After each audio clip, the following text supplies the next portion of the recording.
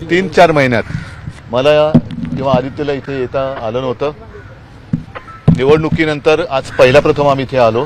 पण एक गोष्ट चांगली आहे की आमच्या अनुपस्थितीमध्ये सुद्धा जे काम व्हायला पाहिजे होतं ते झालेलं आहे। आणि मी खास करून आभाजी आहेत, त्याच्यानंतर टाटा जे आपलं संपूर्ण बांधकामाचं काम करतात त्यांना धन्यवाद देतो, आणि सुभाष देसाईजी जे सातत्याने लक्ष ठेवून आहेत त्यांना धन्यवाद देतो।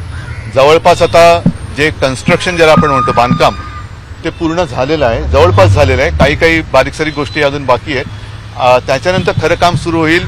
सगळं हिंदू हृदय सम्राट शिवसेना प्रमुखांच्या बाबतीतले जे संपूर्ण आपल्याला माहिती द्यायची आहे, ते त्यांचं पूर्ण आयुष्य ते त्याच्यामध्ये आपल्याला साकारायचं आहे, त्या सगळ्या गोष्टीला सुरुवात होईल। आणि आमचा प्रयत्न असा आहे की साधारणतः पुढच्या महिन्यामध्ये टाटा का काम पूरा हो जाएगा, बरोबर ना? पुढे गेले टाटा, हां, जुलै एंड पर्यंत बांधकामाचं काम पूर्ण होईल असं आता मला यांनी सांगितलेलं आहे। म्हणजेच काय की साधारणतः ऑगस्ट पासून प्रत्यक्ष स्मारकाचं डिस्प्लेचं काम जे आहे आतमधलं, जे फार महत्त्वाचं असतं इंटिरियरचं, ते सुरू होईल।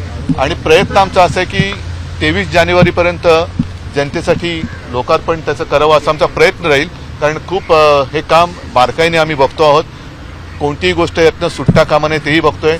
आणि आज पुन्हा एकदा आपल्या माध्यमातून मी तमाम नागरिकांना आणि हिंदू हृदय सम्राट प्रेमींना विनंती करतो की आपल्याकडे जर काही त्यांच्या बाबतीतले काही फोटो असतील, काही लेख असतील, बातम्या असतील, भाषणं असतील, काही आठवणी असतील, तर कृपा करून आपण शिवसेना भवन येथे आणून द्या किंवा आपलं स्मारकावरती इकडे आणून द्यावी, की जेणेकरून त्याचाही उपयोग आपल्याला या स्मारकामध्ये करता येईल। आतापर्यंत किती टक्के काम पूर्ण नाही, मी टक्क्यामध्ये कधी मोजत नाही।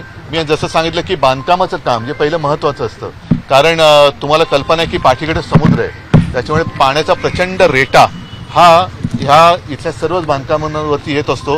त्याच्यापासून एक रक्षण करणाऱ्या काही गोष्टी कराव्या लागतात, ज्यामुळे ह्याला एक बेसमेंट आहे, मग ते पाणी झिरपता कामा नये त्याच्यासाठी सुद्धा काही खबरदारी घेण्याची गरज होती। त्या घेण्यामध्ये जो काही अवधी लागला तो लागला आणि तो आवश्यक होता। आणखीन काही बारीक सारीक गोष्टी ज्या बाकी आहेत, ज्या अत्यंत आवश्यक आहेत, त्या पूर्ण आता करायचं बाकी राहिलेलं। पण जर का बघितलं तर ढोबळमानाने बांधकाम तसं पूर्ण झालेलं आहे। उद्या वर्धापन दिन आहे शिवसेनेचा, ते उद्या भेटू ना आपण। या उद्या सगळ्यांना मी आमंत्रण देतोय।